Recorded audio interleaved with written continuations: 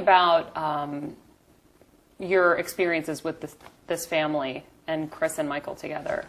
Well, when I first met the family, the accuser, he bragged about how Michael was his best friend and, you know, all the things that they would do and their friendship that they had. And it seemed like a really great thing, and it seemed like something that really brought a lot of joy to his life. And the entire time while he was sick and undergoing chemotherapy, I actually never even met the mom. The mom never seemed to come around until after he was better. And, you know, and once he was better and we started to do other things, then the mom was around all the time, and I never saw his father anymore. So the mom was non-existent in the beginning, then the dad was non-existent after. I never met the mom for a year. Didn't that ever confuse you? I mean, to not meet the biggest pop star in the whole world, like, you wouldn't be curious to come meet him? Your son's hanging out with him, calling him his best friend? Yeah, I thought it was weird. There were times when we would we would spend the night with the accuser in the hospital while he was undergoing chemotherapy, and the mother was never there. So who's we? Who would spend the night? My son's father, myself, and my son. Wow. And the mom was never there? She was never there. Fast forward, Michael's accused of child molestation by this family. Before you even find out who the family is, you already know. I already know. What happens from there? Everything is then a whirlwind. I'm thinking about the times that I was around them, the times that I took them to Neverland. These kids were very comfortable being at Neverland.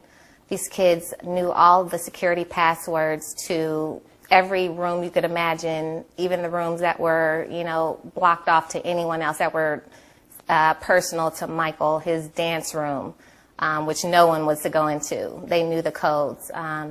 These kids, the last time that I actually saw them, I left them at Neverland. I spent the night and then I left.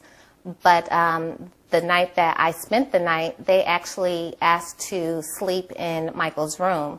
However, Michael was not there, and so one of his employees said that he could not allow them or anyone into the room while Michael was not there, but they insisted and they really wanted to. And when I thought of what the accuser was saying Michael did, I thought to myself, what child would want to go into the room where these awful things were happening to them? But was that before or after it could have happened? According to the timeline, it was after these things had already been happening to him. Interesting point. And you were called to the stand. I was. What was that experience like? It was an emotional experience for myself. I felt betrayed by this family. I felt like they had taken someone who had really come to them in their darkest hour and who had really tried to be a friend, who had tried to show them support that they were not getting from their parents or from other family or whoever. And he tried to do so much for them. And they told me that Michael was the one who helped cure this child of cancer, just his love and his support, and that they were able, the same people who were able to say that they were capable of then turning their backs on him and making these just awful allegations for the sake of money or whatever it was just, I just felt really betrayed. Mm-hmm. Well, it was our opinion, and I think we proved it, that this family began to come up with these allegations of molestation and conspiracy only when they realized that they were on the way out, that Michael Jackson was sick of them, didn't want to deal with them anymore, didn't want them on his property. They were calling him daddy. They appeared to want a future with Michael Jackson that he didn't want with them.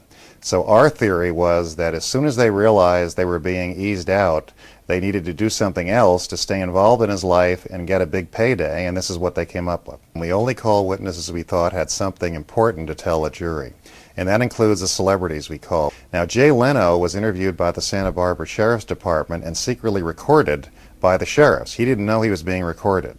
And he told them words to the effect that this family had contacted him, that the 13-year-old accuser had tried repeatedly to get through to him, and that finally he had a conversation with him. He said that the 13-year-old sounded, overly rehearsed, sounded scripted. There seemed to be a woman in the background, directing what he said. And he got a bad feeling about what this young man was saying to him. And he thought they wanted money, although they didn't actually ask for it. And after that conversation, he told the staff not to let them put any calls through to him again. Now, just so you know, his lawyer didn't want him to testify. And when I first called his lawyer tried to say that he didn't remember what had happened. And I told his lawyer that we had a recording of the phone call, and his lawyer was shocked to hear that because he didn't know there had been a secret recording, nor had he heard it. And I said, maybe you'd like me to send it to you. And I sent it to him, and I said, look, we're going to subpoena him. He can get on the stand, and if he doesn't remember, we're going to refresh his recollection with this recording, and I don't think that's the way you want this to happen. Now, George Lopez was called by the prosecution. If they hadn't called him, we were going to talk about their efforts to get money from him, even going so far as to accuse him of stealing money from the child's wallet. Chris Tucker had interacted with this family on numerous occasions. He felt they took him for a ride. I remember him telling me when I first met him that he was told this child had cancer. He wanted to help them out. He invited them to the set in Las Vegas of Rush Hour 1. He thought they would spend a day, and they ended up spending, I think it was 10 days or 2 weeks, and billing him for the entire amount. And he went to Michael Jackson in Florida and said, be careful, something's wrong. Michael Jackson used to have a rule that every time he gave a concert around the world, he would visit a children's hospital to be as good to children and as kind to them as possible. He wanted to help this child overcome cancer, and he took great pride in the fact that he had had something to do with this child going into remission and beating cancer. He never saw the forces of darkness that were circling his life, and it's very sad.